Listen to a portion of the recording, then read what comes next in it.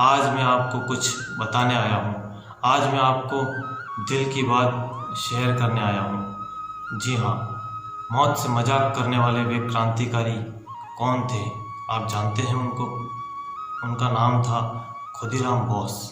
जी हाँ, खुदीराम बोस, जो कि मात्र 18 वर्ष की आयु में ही उन्होंने देश के लिए अपने प्राणों को न्यौछावर कर दिया।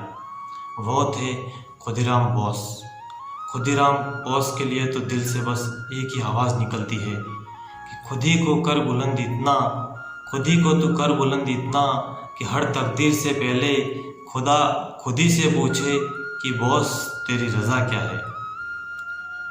मेरा नाम है Praveen Singh Chundawat, independent business consultant, बड़ाबिजनेस.com। आज हम चर्चा करेंगे बहादुर वीर, हमारे हृदय में बसने वाले और हमारे नौजवानों के आइकॉन, हमारे खुदीराम बोस। उनकी कहानी मैं आपको बताता जाऊंगा। आप मेरे साथ जुड़े रहिए दिल से। जी हाँ, 3 दिसंबर 1889 को खुदीराम बोस का जन्म बंगाल के एक गांव में होता है, छोटे से गांव में। वहीं पर उनकी जो माता पिता होते हैं वे उनके जन्म के बाद में चिंतित हो जाते हैं, क्योंकि उनके 2 बड़े भाई थे, उनकी भी मृत्यु जन्म के बाद हो गई थी, तो कहीं इसको भी कुछ अनहोनी ना हो जाए। तो उन्होंने अपने पुत्र को, उनकी जो बड़ी बेटी थी उसको गोद दे देते हैं और उसके बदले में वो उनको चावल, 3 मुट्ठी चावल देते हैं। तो चावल को बंगाल में खुदी भी कहते थे, तो उसका नाम खुदीराम, उसी से उनका नाम खुदीराम पड़ा है, ऐसा भी कहा जाता है। खुदीराम बोस ने बचपन में बहुत स्ट्रगल देखे हैं, उन्होंने बहुत दुख सहे हैं, पीड़ाएं सही हैं और जीवन का जो होता है संघर्ष, वो उन्होंने सहा है। तो 5 से 6 वर्ष की आयु के जब वे थे तब उनके माता पिता का निधन हो जाता है। उनकी बड़ी जो बहन होती है वही उनकी परवरिश करती है। 9वीं कक्षा तक उन्होंने पढ़ाई की। 9वीं कक्षा के बाद में वे एक जो संस्था है उसका, वे रिवॉल्यूशनरी पार्टी के सदस्य बन गए। जी हाँ, और वो रिवॉल्यूशनरी जो पार्टी थी उसमें देश के नौजवानों को स्वतंत्रता के लिए प्रोत्साहित किया जाता था। तो वहाँ पर खुदीराम बोस, जो वंदे मातरम के पर्चे बांटने में इनका वहाँ मुख्य भूमिका थी। तो वहाँ पर जो उनके सेशन कोर्ट का जो जज था किंग्सफोर्ड, वो बहुत अत्याचारी था। जब बंगाल का विभाजन हुआ तो भारतीयों ने बहुत विरोध किया, तो उन्होंने बहुत अत्याचार किया। किंग्सफोर्ड जो था वो थोड़ी सी गलती पे ही बहुत कोड़े मरवाता था और बहुत अन्याय करता था। तो उसके इस अन्याय को देख करके खुदीराम बोस ने निर्णय किया कि इसको तो सज़ा देनी ही पड़ेगी, इसको दंड देना ही पड़ेगा। और वहाँ की जो सरकार थी उन्होंने उस जो जज था, जो सेशन कोर्ट का जज था किंग्सफोर्ड, उसका प्रमोशन कर दिया था और उसको मुजफ्फरपुर बिहार में भेज दिया था।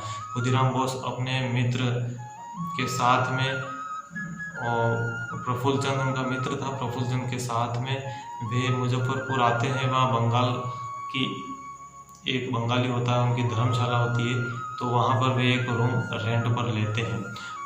रेंट पर ले करके वे वहाँ जो किंग्सफोर्ड का जो बंगला होता है उसके सामने ही पेड़ के नीचे बैठते हैं दिन में और वहाँ पे रेकी करते हैं, पूरी जांच पड़ताल करते हैं, कौन आ रहा है जा रहा है, पूरा मुआयना करते हैं।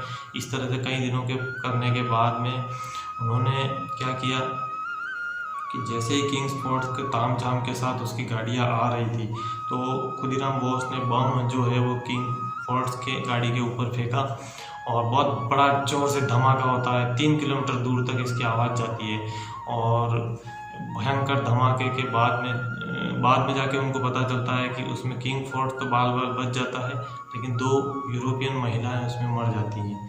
तो इससे खुदीराम बोस को काफ़ी आहत होते हैं, काफ़ी उनको चोट लगती, झटका लगता है कि मतलब उनको मारना तो किंग्सफोर्ड को था, वो तो नहीं मरा, लेकिन दूसरे लोग उसमें मर जाते हैं। और पुलिस इन दोनों के पीछे पड़ती है। पुलिस इनके पीछे पड़ती है तो ये भागते छुपते ये दोनों एक बार रेलवे स्टेशन पर जब पानी पीने के लिए आते हैं तो पुलिस इनको चारों तरफ से घेर लेती है।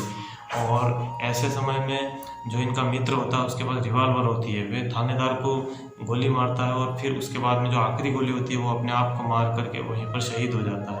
खुदीराम बोस को जब अरेस्ट किया जाता है तो उस समय पूरे देश में खुदीराम की सुप्रसिद्धि हो जाती है और खुदीराम उस समय में जो अखबार के फ्रंट पेज पे खुदीराम की देशभक्ति की कहानियाँ उस समय छपती थी और युवाओं के वे आइकॉन बन गए थे खुदीराम बोस। तो खुदीराम बोस फिर कानूनी कार्रवाई होती है और खुदीराम बोस को 11 अगस्त यानी कि आज का दिन 11 अगस्त 1908 को सुबह 6 बजे इनका फांसी का समय फिक्स होता है, तय होता है।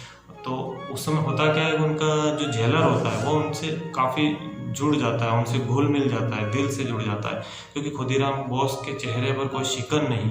इतना सब होने के बावजूद भी खुदीराम हंसी मजाक करते हैं और प्रसन्नमुख रहते हैं और इस तरह से पता ही नहीं लगता कि भाई हाँ कोई इनकी मौत भी होने वाली है। तो जेलर कहता है कि तुम्हारी आखिरी इच्छा क्या है, मुझे बता दो, जो भी आखिरी इच्छा होगी बेटे तुम्हारी वो मैं पूरी करूँगा। तो कुछ खाने पीने का हो तो मेरे को बता दो, मैं ले आऊँ। खुदीराम बोस ने कहा मेरी कोई इच्छा नहीं है। और तो जेलर ने कहा कि ठीक है, फिर ये 2 केसर वाले आम हैं, ये मेरी तरफ से भेंट समझ के तुम खा लेना। ऐसा बोल करके जेलर जब चला जाता है तो फिर खुदीराम बोस उस पर ध्यान नहीं देता है, तो बात ध्यान नहीं देते और जेलर 3 घंटे के बाद में जब जेलर आता है तो देखता है कि खुदीराम बोस ने आम खाए नहीं। वो बोलता है कि क्यों बेटे आम तुमने खाए नहीं? खुदीराम बोस बोलते हैं कि मेरे को इच्छा नहीं हुई आम खाने की।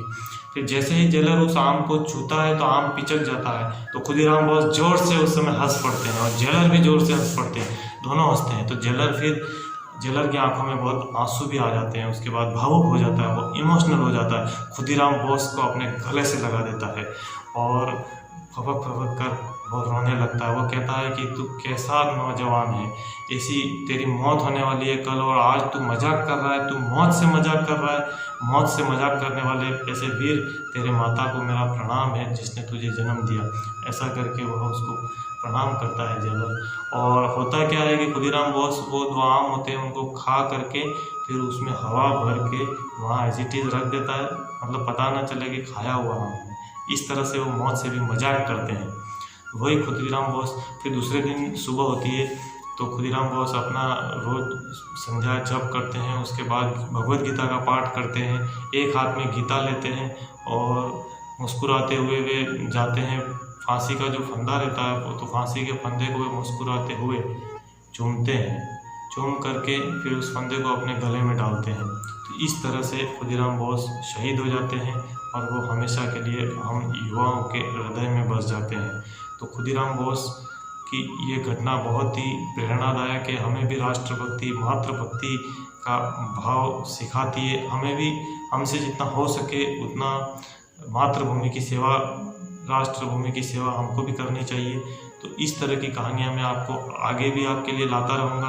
आपको अगर ये कहानी पसंद आई हो, आपके दिल को छुई हुए हो, तो आप नीचे कमेंट बॉक्स में मुझे बताएं कि आगे आप कौन से क्रांतिकारी की कहानी सुनना चाहेंगे। आप जो बताएंगे मैं वो कहानी आपको सुनाता जाऊंगा। तो मित्रों, इस प्रकार ये वीडियो हम पूरा करते हैं। मिलते हैं नेक्स्ट वीडियो में, तब तक के लिए जय हिंद।